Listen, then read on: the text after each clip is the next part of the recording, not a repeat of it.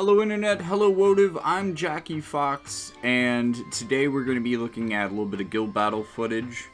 I was going to share some more guild battle footage, but apparently I didn't record my Earth team attacking today, which was pretty amazing. I mean, they were hitting like 10k damage on all the lightning units just right off the bat. It was great. I love the Earth attack up on this map.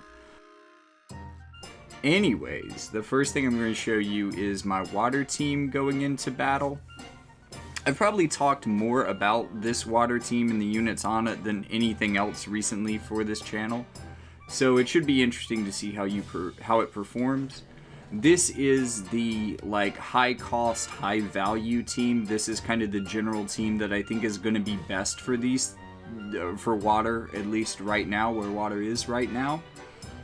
As I note, I do have some reservations about removing Summer Elsorel for the team. If I was going to put her back, it would definitely be in place of Astrius, which feels like a really hard call to make, but man, I love me some Summer Elsorel. And Summer Elsorel, so when I was picking a team here, Light has done really badly against water. Most of the time I've been a water player. The only times that really screw it up is if you don't have enough guaranteed hit and they're going really hard into evasion. That is why I picked a Warrior of Light. I'm not saying that you won't find a Warrior of Light on an evasion team, but for one, that's at least one unit that can evade, and for two, Warrior of Light's probably coming in with at least a healer. And the problem that this team is actually going to run into with Warrior of Light is one that I actually hadn't quite anticipated, and that is that he far, especially the two healers on his back, he outlasts his hate by a pretty tremendous amount. And you'll be able to see the moment at which this happens exactly. Here he is picking up a little bit more hate, but then he gets attacked, he loses some hate. And now Celeste just murders the rest of his team. It's great.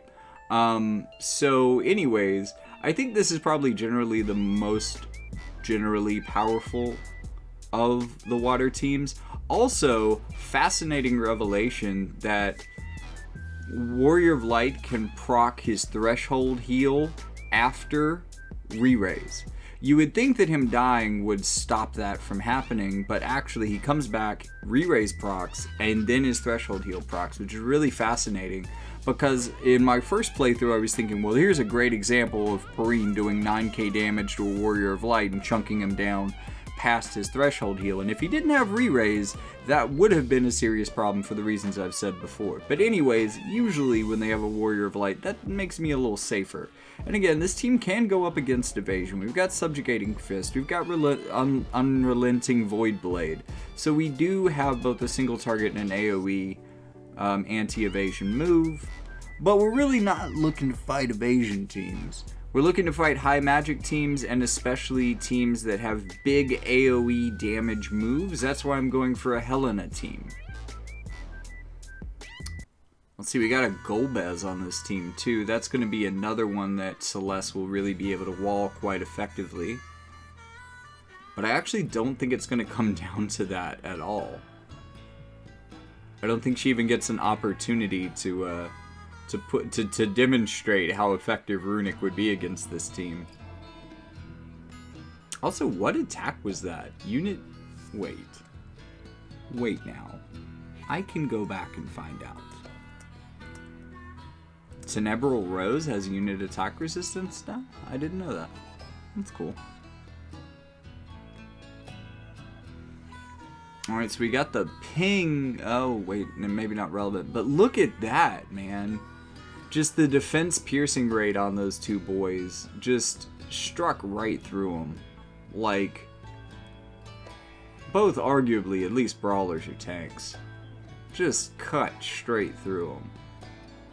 So that's how, well, at least that's part of how I earned 18 stars for my team. The other part was something that I'm going to talk about in a video. One of my newer members, someone who'd come up from like a newbie guild, he's been playing for a while, but he hadn't really built anything. I'm not even sure he had 120 units when he joined the guild. But with a little bit of recommendation on what equipment to get and you know, how to build a good fire evasion team, what you should be looking for in the future, this is what we came up with, using a free Ruvelka as our kind of third unit for the time being. While we're trying to build like either Kingmont or Raldor as the tank. Kingmont, I think, has a bit more longevity. And I think he's got Kingmont a little further out, too. I'm not sure that he has him.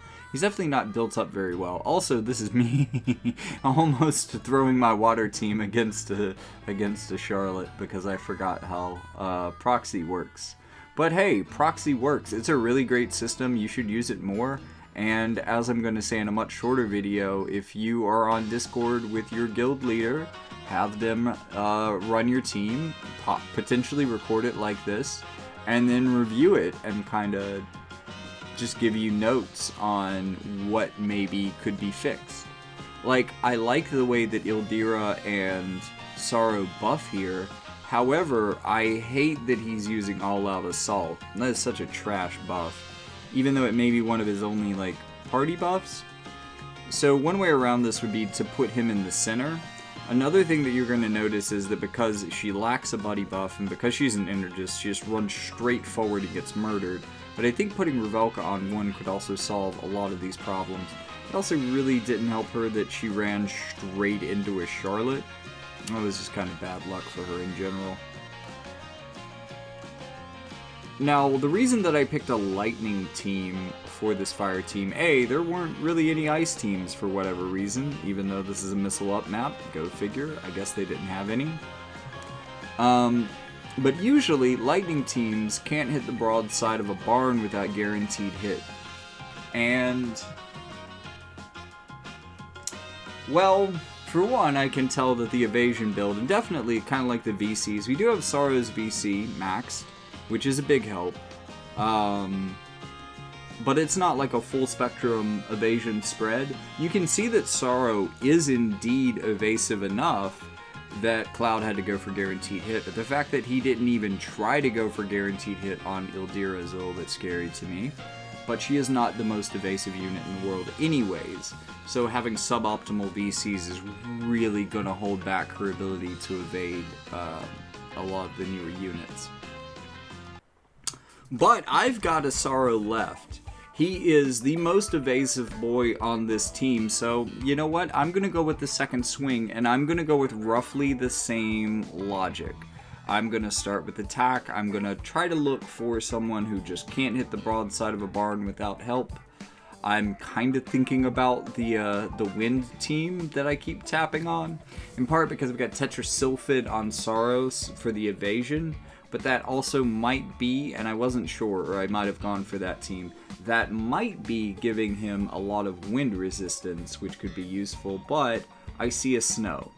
Now, I know that my matchup with Snow is not as good as it could be. It's not bad, it's not Perrine, it could be a water unit with guaranteed hit, but much like Perrine, Snow and Perrine, as I've noted in previous videos, have a very similar interaction with evasion in that they have one move. It's a single target move. It is relatively powerful. Like, it's not a bad move, but either they have to hit, especially if a unit is evasive and has courage, or is evasive and has re-raise, that just means there's a guaranteed 2 times that they have to hit that. Also, if he didn't have all out assault, he would have got his attack up earlier, he would have got his evasion up earlier, and he probably would have gotten into his TMR buff, which would have given him haste. However, I mean, he seems to be just fast enough to stand still, take that hit, and then hit both of them. Demon's Kiss is kind of odd. It might be a little bit of a misplay that they left Demon's Kiss on in her kit. But the reason that Dark Fina is using Demon's Kiss, I would assume, is because there is absolutely nothing else in her kit that will hit him. This is also likely the case for Hope here, because that first attack would have been an attack on this guy instead of a support. After that first attack, it's perfectly natural for a supportive healer like that to get stuck in a heal spiral, but even before that, it seemed like he couldn't hit him. So, with all of that being said, this is my revised build. I'm thinking that the hate down and the haste needs to be going on Ildira. I think that while that is a good evasion TMR, and it is a good, potentially, with the right runes, it can be a good TMR. I think there's probably still more potential off of the Black Garb. Also, the defense penetration is pretty important and special. I need to look at his sword to make sure it doesn't overlap with something there. But I think that also giving him bells, turning off, really allow him to load up with HP or AP in the first fight, even if he's pretty good with that. And then he won't have any concerns going into second fight. But mainly, also, I want to get hate down on her because he's not really a tank. But on this team, he is. Until we get King Mon on here, Sorrow is basically the tank. He has courage, he has survivability through having the most evasion. If anyone you want to get hit instead of the other units, it is Sorrow. So giving her hate down is a good way to kind of make him more of a tank. Running him in first slot would give him one initial hate, and unfortunately, like the bow tie or vow of love, neither of those things are going to work really well for him because this equipment seems kind of required, and also these VCs seem pretty good for him. Also, I swapped over Clairvoyant Astrologer, one, because Ifrit probably needs to be a main VC on this team, but also secondly because it's really good as a sub VC, but also with him being a Trick Lancer, that's going to give him access to Armor Piercer, and in a future more physical Fire Evasion variant, that is going to give him a lot of power to be a strong AoE debuffer for his team. In addition to, even when you aren't in the piercing sub job for him, it will still give him access to that piercing move, which can get him around. I think that the future for Fire Evasion is going to be very slash based. So if you have slash resistance teams, this could be a way to get around them. Also, if you have really tanky teams that you need to break their defense a bit, this can help you get around that as well. So I just think that this format, given what they have, is just a little bit better. So I switched some things around, and I think that this will work much better. Again, if you have questions like this, feel free to set yourself up for proxy. Get on your Discord, tell your sub leader and guild leader, hey, I'm going up for proxy. Can you, record my fight and give me some notes? And, they'll probably do it. Guild leaders are pretty cool people. We want our guilds to win. We want the guilds to operate smoothly. So if you ask us a question like that with a kind of easy answer, if we're not busy, we're human beings. We have work and lives outside of this, but, just ask, and you might get an answer you didn't quite expect.